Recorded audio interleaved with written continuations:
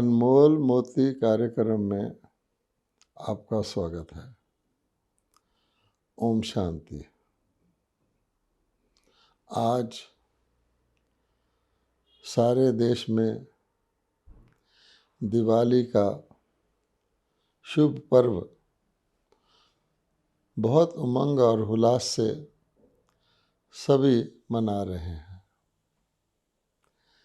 देखा जाए तो सारे वर्ष में अगर कोई दिन सारे देशवासी खुशी उमंग उल्लास से मनाते हैं सबसे ज़्यादा, तो वो आज का दीपावली का उत्सव ही है। इसमें आप देखेंगे सब लोग अपना काम काज आदि छोड़कर सब निकल पड़ते हैं मनाने के लिए। मंदिरों में जाकर पूजा करते हैं और सारे के सारे बाज़ार सजे हुए होते हैं। हर एक जो शॉपकीपर है वो अपनी दुकान को एक्सटेंड करके फुटपाथ को भी उसमें जोड़ लेता है और खूब अच्छे से अच्छी वस्तुएं प्रस्तुत करता है। विशेष तौर पे हलवाई लोग, क्योंकि दिवाली तो मुख मीठा करने का, मिठाइयों का दिन है, तो हलवाई लोग अनेक प्रकार की मिठाइयों से अपने दुकानों को सजाते हैं और पटरी वाले भी जगह जगह से आकर बहुत नई नई वस्तुएं लाते हैं। सारे नगरों में मेले जैसा वातावरण होता है और लोग भी अपने परिवारों को लेकर नए नए वस्त्र पहनकर खुशी और उमंग से लेकर घरों से निकलते हैं और भिन्न भिन्न स्थानों पर जाते हैं। कई जगह पर हम देखते हैं सामूहिक दिवाली मेले भी कई ऑर्गेनाइजेशन ऑर्गेनाइज करती हैं ताकि सामूहिक तौर पर सबका एक प्रकार से मनोरंजन और बेहतर तरीके से हो सके। उन मेलों में भी आज के दिन देर रात तक भीड़ रहती है और अपने घरों को भी लोग खूब अच्छी तरह से सजाते हैं। तो दिवाली का अगर हम एक खास चिन्ह कहें तो वो स्वच्छता है। हर व्यक्ति अपने घरों की सफाई करता है, घरों को पेंट पॉलिश करवाता है, नए नए वस्त्र पहनता है, घरों में नए नए बर्तन आदि खरीद के लाता है, कपड़े खरीद के लाता है और स्वच्छता देखी जाती है कि घर के किसी कोने में ज़रा मात्र भी और गली में भी कूड़ा करकट ना रहे, क्योंकि वो दिन दिवाली का दिन महालक्ष्मी के आवाहन का दिन समझा जाता है। तो जैसे मंदिरों को स्वच्छ रखा जाता है तो हर व्यक्ति अपने घर में महालक्ष्मी का आवाहन करते हैं, तो अपने घरों को भी मंदिरों की तरह ही स्वच्छ रखते हैं और कोशिश करते हैं कि अपने दिल के अंदर भी हर प्रकार के जो पुराने बैर मन मिटाव आदि होते हैं उसको दूर करें। लोग एक दूसरे को बहुत खुशी से दिवाली ग्रीटिंग्स करते हैं, गले मिलते हैं, एक दूसरे को मुख में मिठाई खिलाते हैं। ये सब चीज़ें कर रिश्तों को भी लोग रिन्यू करते हैं। सारे साल में बिज़ी होने के कारण लोग आपस में नहीं मिलते, लेकिन दिवाली के दिन कोशिश करते हैं कि अपने मित्रों को, अपने संबंधियों को दिवाली ग्रीटिंग करें और अपने पुराने रिश्तों को पक्का करें, स्नेह युक्त करें। और इस दिन हर चीज़ में नवीनता हम देखते हैं कि दिवाली के दिन भारत में इंडियन सिस्टम ऑफ अकाउंट्स जिसको कहा जाता है, वो भी नए अकाउंट सिस्टम दिवाली के दिन ही शुरू किए जाते हैं। बही खाते दिवाली के दिन नए खाते बनाए जाते हैं और मनुष्य भी अपने मन के अंदर अपने जीवन के लिए नए संकल्प लेते हैं, खुशियों वाले संकल्प लेते हैं और मतभेद इत्यादि को दूर करने की कोशिश करते हैं। सबसे बड़ी जो दिवाली के दिन विशेष बात होती है, एक तो है रोशनियाँ। तो आप देखेंगे कि हर व्यक्ति अपने अपने घरों में अपने अपनी छतों पर खूब रोशनियाँ करते हैं और अगर आकाश से देखा जाए तो ऐसे लगता है कि बिल्कुल सोने की नगरियाँ दिख रही हैं, बत्तियाँ बहुत सुंदर गोल्डन रंग की बत्तियाँ, रंग बिरंगी बत्तियाँ जग रही हैं। तो सारे देश में एक प्रकार का एक बिल्कुल निराला और जिसको कहते हैं ना स्वर्णिम माहौल होता है। तो ऐसी परिस्थिति में लोग विशेष तौर पर क्या करते हैं कि लक्ष्मी महालक्ष्मी जी का आवाहन करते हैं। हम जानते हैं कि विष्णु जी जो हैं वो लक्ष्मी और नारायण के कंबाइंड रूप है, अर्थात श्रेष्ठ देवता नर और नारी के कंबाइंड रूप हैं। उनके 2 हाथ श्री लक्ष्मी के और 2 हाथ श्री नारायण के तौर पे प्रतीक आत्मक हैं। लेकिन जब हम महालक्ष्मी को अलग से दिखाते हैं तो उनको महालक्ष्मी को भी भुजाधारी दिखाते हैं। और लक्ष्मी का अर्थ होता है हर प्रकार की संपन्नता, हर प्रकार की संपूर्णता हमारे घर में रहे, हमारे घर में सदा स्वच्छता रहे, मानसिक स्वच्छता भी रहे, शारीरिक स्वच्छता भी रहे और हर प्रकार का वैभव हमारे घर में रहे, किसी प्रकार का रोग शोक हमारे घर में ना आए। इसलिए लोग विशेष तौर पे अपने मनों को शुद्ध करके महालक्ष्मी जी का आवाहन करते हैं कि महालक्ष्मी जी आप हमारे घर में पधारें और घर में रहें, ताकि अगले वर्ष दिवाली तक जो है हमारा घर एक प्रकार से दिव्य घर गिना जाए। सब हमारे घर वाले श्रेष्ठ कर्म करें, सब सुखी रहें, संपन्न रहें, समृद्ध रहें, इस प्रकार की कल्पना करते हैं। तो ये दिवाली का बाहरी रूप हम धारण करते हैं और अवश्य ही उस दिन हमको और उससे 1-2 दिन पहले और 1 दिन बाद भी हमको उस प्रकार का एक अलौकिक तरह का, एक लौकिकता से हट कर के एक वैश्विक भाव का, एक बेहद का एक खुमारी रहती है, खुशी रहती है, नशा भी रहता है। व्यक्ति लोक दुनिया के लौकिक दुखों इत्यादि को, चिंताओं आदि को भूलकर इसी स्थिति में रहना चाहता है। अब देखा जाए तो महालक्ष्मी हमारे घर में कैसे जो हम आवाहन करते हैं सचमुच तौर पे, सच्चे तौर पर कैसे हमारे घर में प्रवेश करे और सचमुच हमारी वो दिवाली, सच्ची दिवाली कैसे हो जाए। आज मौका है, एक सुनहरा एक अवसर है इस बात पर विचार करने का, क्योंकि यही भारत देश हम जानते हैं कि देवी देवताओं का देश देवभूमि कहलाता था और कहा जाता था कि जहाँ पर नारी का सम्मान होता है वहाँ देवताओं का वास होता है। तो हमें ये देखना है कि आज हम अपने भारत देश में अपनी नारी जाति का सम्मान किस प्रकार से ऊंचा कर सकते हैं। दूसरे, कहा जाता है कि जहाँ समरसता है, जहाँ हार्मोनी है, जहाँ आपसी अपनापन है, सद्भाव है, शुभ भावना है, हर एक के लिए कल्याण की भावना है, वहाँ पर देवताओं का वास होता है और वो घर स्वर्ग तुल्य हो जाता है। लेकिन जहाँ हम देखते हैं आपस में स्वार्थ आ जाए, आपस में विरोध हो जाए, आपस में मतभेद हो जाए, घृणा हो जाए या आपस में किसी व्यक्ति के अंदर अभिमान आ जाए, लोभ आ जाए, कामवृत्ति आ जाए, तो फिर वो नरक तुल्य हो जाता है। भगवत गीता में साफ साफ कहा हुआ है कि काम, क्रोध और लोभ ये नरक के द्वार हैं। तो व्यक्ति को दिवाली के दिन देखना चाहिए कि मेरे अंदर सूक्ष्म रूप से भी बुरी नज़र या काम वासना तो नहीं है, मैं मन से भी किसी के ऊपर क्रोध तो नहीं करता हूँ, किसी के से घृणा भाव तो भेदभाव तो नहीं रखता हूँ। इसी प्रकार से लोभ कि मैं अपने स्वार्थवश जो है सार्वजनिक कल्याण को भूल करके मैं अपने स्वार्थ के लिए कोई ऐसा अयथार्थ अमर्यादित कर्म तो नहीं करता हूँ, कोई संकल्प तो नहीं करता हूँ।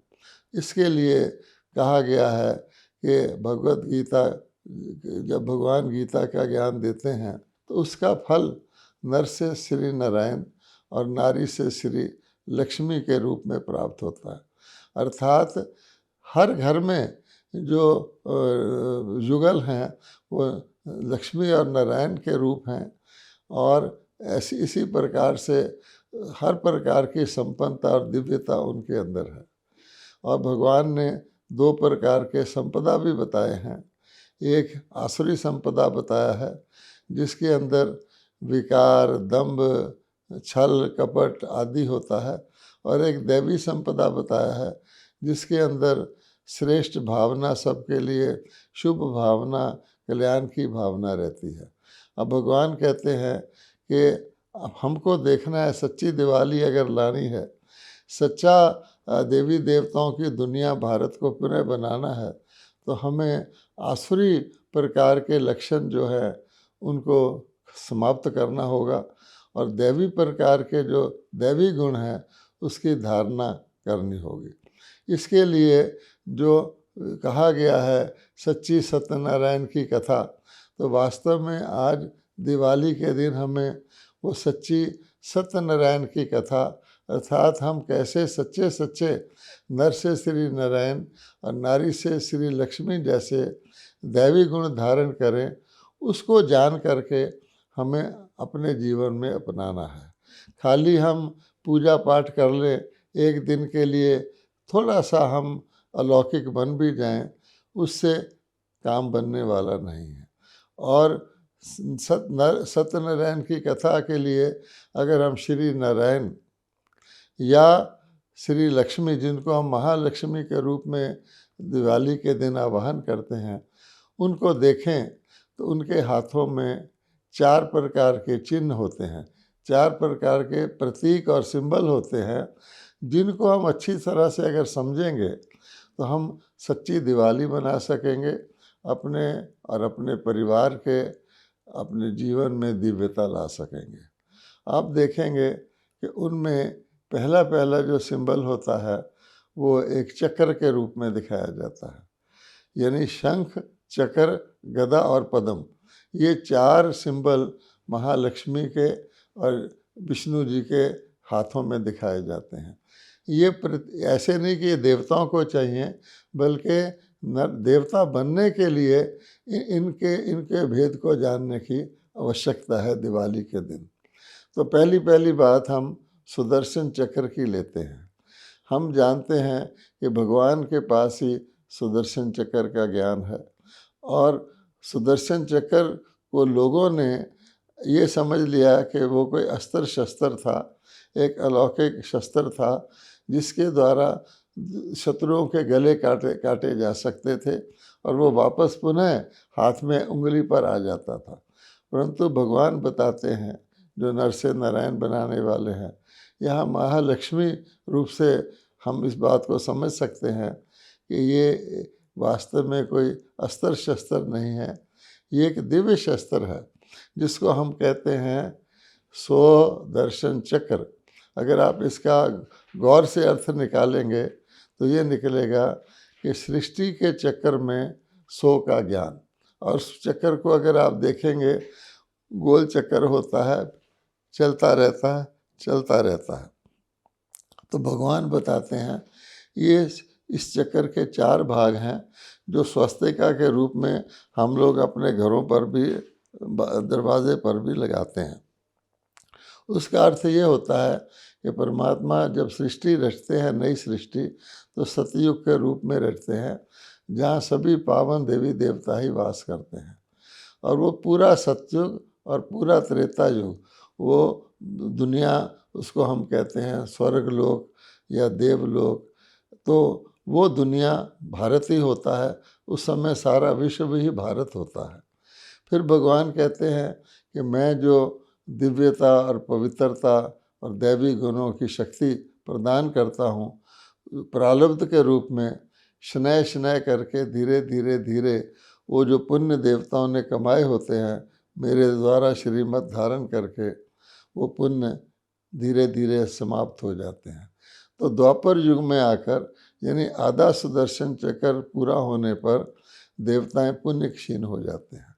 अब जब वो पुण्य क्षीण हो जाते हैं तो इस दुनिया को फिर हम स्वर्ग लोक नहीं कहते, वहाँ वो जो पावन देवता थे वो पुजारी बन जाते हैं और अपने आप को शरीर मानने लग जाते हैं। जबकि भगवान कहते हैं मैंने जब सतयुग रचा था तो पहली पहली शिक्षा जो गीता में आज भी मिलती है वो यही दी थी कि तुम आत्मा हो और शरीर तुम्हारा यंत्र है, माध्यम है कर्म करने का। आत्मा ने शरीर को चलाना है, कर्म इंद्रियों को चलाना है, ना कि कर्म इंद्रियों ने आत्मा को विचलित करना है।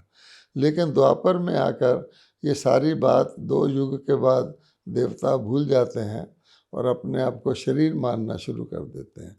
जो ही शरीर मानना शुरू करते हैं तब से लेकर मनुष्यों के जो देवताओं के जो कर्म थे, जो जिसको कहा जाता था दैवी गुण थे, जिसके लिए देवता सर्वगुण संपन्न कहे जाते थे, उनके अंदर कमज़ोरी आनी शुरू हो जाती है और वो गुण धीरे धीरे जिसको कहते हैं अवगुणों या विकारों में परिवर्तित हो जाते हैं। ये काम, क्रोध, लोभ, मोह, अहंकार दैवी गुणों का ही विकृत रूप है। तो उनके कारण से फिर मनुष्यों को दुख होना शुरू होता है, अकाल मृत्यु होनी शुरू होती है, रोग, शोक, चिंता, भय आदि उनके अंदर आता है और आपस में वो जो आत्मिक प्रेम था वो बदल करके शारीरिक संबंधों में, जिसको हम बंधन भी कह सकते हैं, बदल जाता है। तो आत्माएं फिर जब कलयुग तक पहुंचती हैं इस प्रकार के देह अभिमान के कारण से, तो उनके अंदर विकार जो है विकराल रूप ले लेते हैं। जैसे आज हम देखते हैं कि काम विकार ने कितना विकराल रूप ले लिया है कि भारत देश जहाँ नारी को देवी के रूप में पूजा जाता था, आज नारी भारत की भयभीत है कि कहीं कभी उसकी लाज ना लुट जाए। इसके लिए द्रौपदी का उदाहरण भी शास्त्रों में मिलता है कि भगवान को द्रौपदी ने कहा, हे भगवान मेरी लाज रखो, मेरा चीर बढ़ाओ। तो परमात्मा ही आकर के फिर आत्माओं को ये ज्ञान देते हैं भारतवासियों को, अरे तुम तो देवता थे और तुम आत्मिक श्रेय रखोगे तो दैवी गुण तुम्हारे आपस में सहयोगी बनकर एक दूसरे के तुमको स्थायी सुख और शांति प्रदान करेंगे। तो सुदर्शन चक्र का भगवान ज्ञान देते हैं। दूसरा है कमल पुष्प।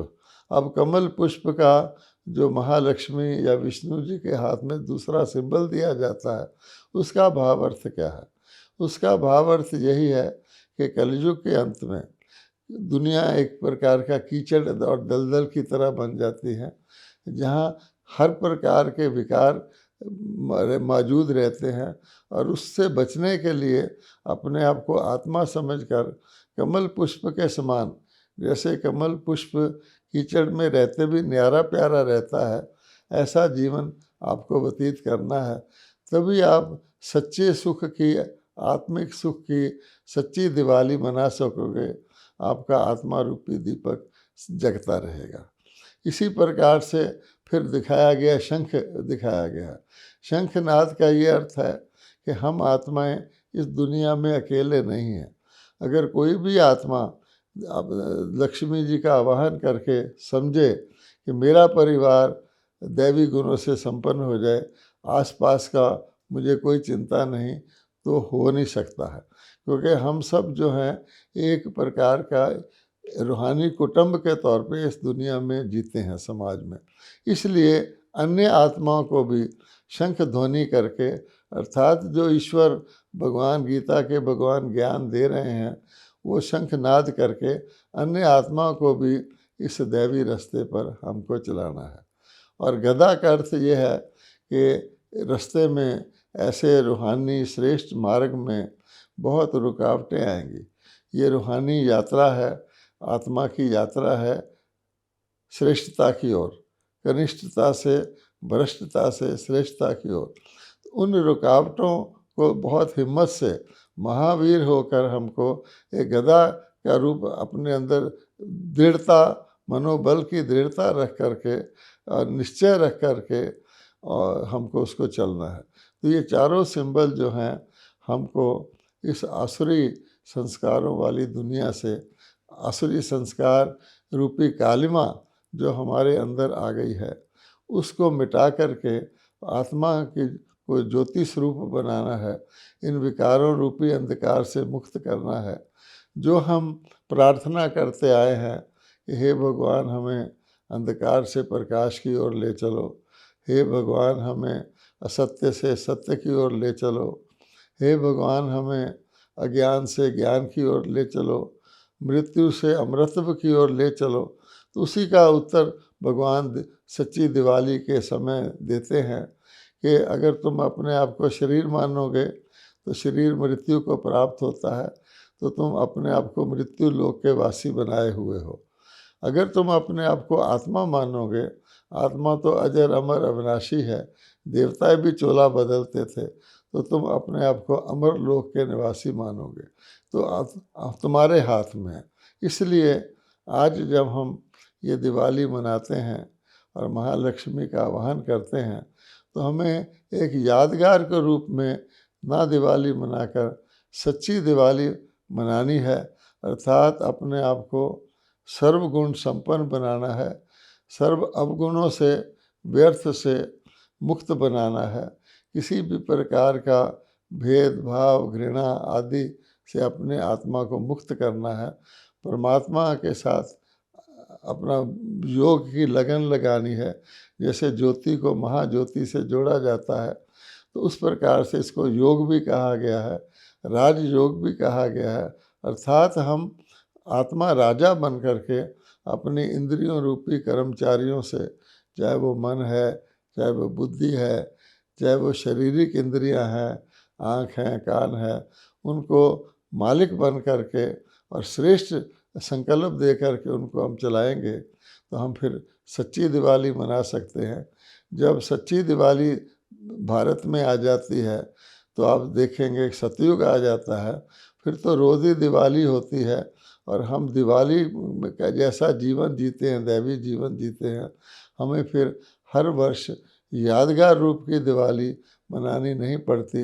वो फिर जाकर के अगले सृष्टि चक्र में जाकर के द्वापर के बाद जब हम फिर विस्मृति में आते हैं, अपने आप को देह मानना शुरू करते हैं, तो हम स्मारक के रूप में मनाते हैं कि कोई ऐसे दिन भी थे जब सच्ची दिवाली थी, भारत देवलोक था, सभी दिव्य गुण संपन्न थे और हर प्रकार के सुख समृद्धि आदि हमें प्राप्त थी।